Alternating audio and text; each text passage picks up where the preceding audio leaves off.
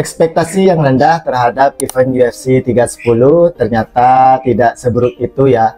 Ternyata event UFC 310 ini menghadirkan beberapa pertandingan yang sebenarnya sangat luar biasa sih.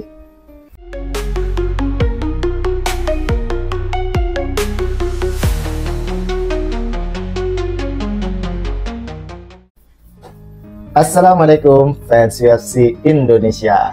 Hari Minggu kemarin sudah digelar event UFC 310, di mana event ini adalah event UFC berangkat terakhir untuk tahun 2024 ini. Akan ada satu event lagi, yaitu UFC Fight Night sebenarnya, yang akan digelar pada hari Minggu nanti antara si Colby Covington yang akan melawan Joaquin Buckley, di mana pertandingan ini akan digelar di kelas welterweight. Namun kita akan rekap tentang pertandingan-pertandingan yang terjadi pada event UFC 310 kemarin, di mana sebenarnya banyak sekali pertandingan yang seru ketika ditonton dalam event tersebut. Kita mulai saja, ada pertandingan antara Vicente Luque melawan Themba Gorimbo, di mana dalam prediksi Bang Mirza sebelumnya, Bang Mirza memprediksi Themba Gorimbo ini akan menang lagi dalam pertandingan tersebut karena dia memiliki win streak yang lumayan panjang. Dan namanya sekarang sepertinya memang ingin diangkat oleh UFC karena dia memiliki nama besar dan juga berasal dari Afrika, di mana dia fighter yang memiliki ciri khas tertentu.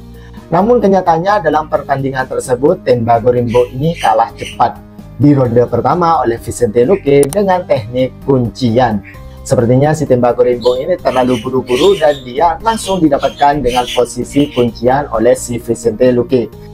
Sehingga sesuai julukannya juga, sebenarnya si Vicente Luque ini adalah The Silent Assassin, tetap mengokohkan dirinya sebagai fighter yang sebenarnya masih sangat prospek di UFC welterweight ini. Selanjutnya yaitu juga ada pertandingan di kelas berat, di mana rematch antara si Ciryl Gane melawan Alexander Volkov. Dalam pertemuan pertama mereka, Ciryl Gane ini menang dengan keputusan bulat juri.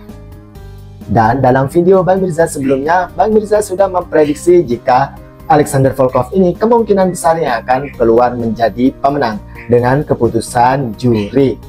Hal ini Bang Mirza prediksi karena si Alexander Volkov ini sebenarnya dalam beberapa pertandingan terakhir, dia memiliki kemampuan yang sudah lebih baik dibandingkan ketika dia kalah oleh Ciryl Gane.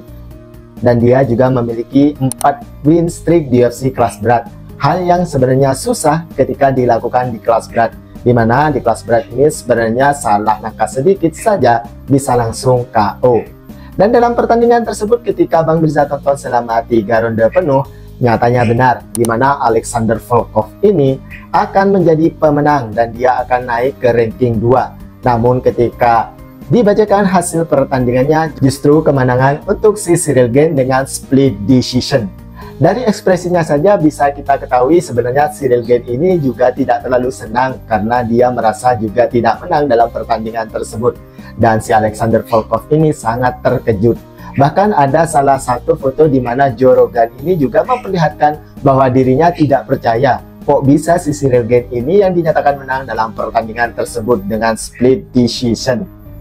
Ya, kurang beruntung saja ya si Alexander Volkov ini, padahal sudah berada di ranking 3 dan melawan Ciryl Gane secara kasat mata dia menang, yang seharusnya mungkin saja dia bisa langsung title shot karena bisa mendapatkan 5 kemenangan beruntun, akhirnya gagal lagi.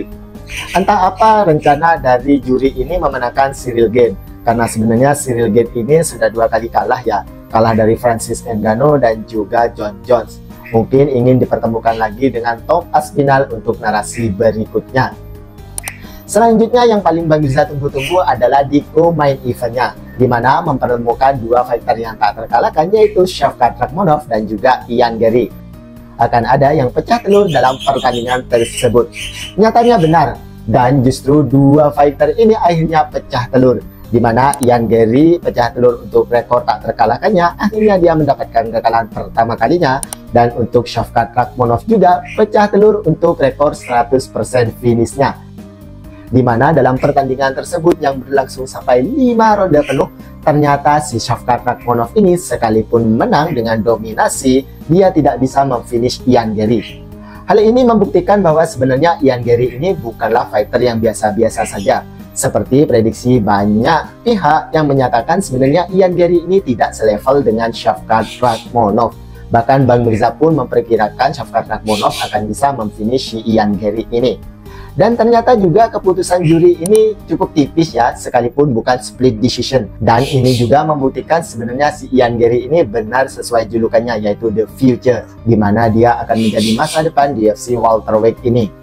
Setelah kemenangannya Shavkat, jelas dia akan melawan Belal Muhammad, di mana Belal Muhammad ini langsung masuk juga ke dalam oktagon setelah pertandingan antara Shavkat melawan Ian Gary. Dan lucunya saat itu justru Belal Muhammad ini dihadang oleh pihak security karena ingin melompati pagar. Padahal saat itu juga si Belal Muhammad memang dipanggil oleh Shavkat Rakhmonov dan juga Joe Rogan. Security-nya saja tidak tahu ke juara UFC welterweight saat ini. Bahkan hal tersebut menjadi bahan candaan di meme di media sosial saat ini. Sebegitu tidak terkenalnya ya si Belal Muhammad ini. Sedangkan untuk Ian Gary, sekalipun dia kalah, justru dia memperlihatkan bahwa dia juga fighter yang sangat hebat. Karena dia tidak bisa di-finish oleh Shavkat Rakhmonov. Dan dia adalah orang pertama kali yang sampai bertanding 5 ronde penuh dengan Shavkat Rakhmonov. Bahkan ada satu momen di mana Ian Gary ini hampir saja akan mengalahkan Shavkat Rakhmonov, yaitu yang berada di ronde kelima. Saat itu, si Shavkat Rakhmonov ini sudah di posisi kuncian oleh Ian Gary. Bahkan posisi kaki dan juga tangan Ian Gary ini sudah sangat masuk semua. Hal tersebut sepertinya memang akan dekat kemenangan ke Ian Gary karena RNC saat itu sudah sangat masuk. Namun hebatnya entah apa yang terjadi dan apa yang dimiliki Shavkat Rakhmonov ini, dia bisa lolos dari kuncian Ian Gary dan dia bisa kembali lagi ke posisi untuk bertanding. Hebatlah pokok kedua fighter ini pertandingannya. Dan di main eventnya yaitu ada Alexandre Pantoja melawan Kai Asakura, di mana dalam pertandingan ini tidak sampai 2 ronde karena di ronde kedua Kai Asakura tersebut kalah kuncian dari Alexandre Pantoja.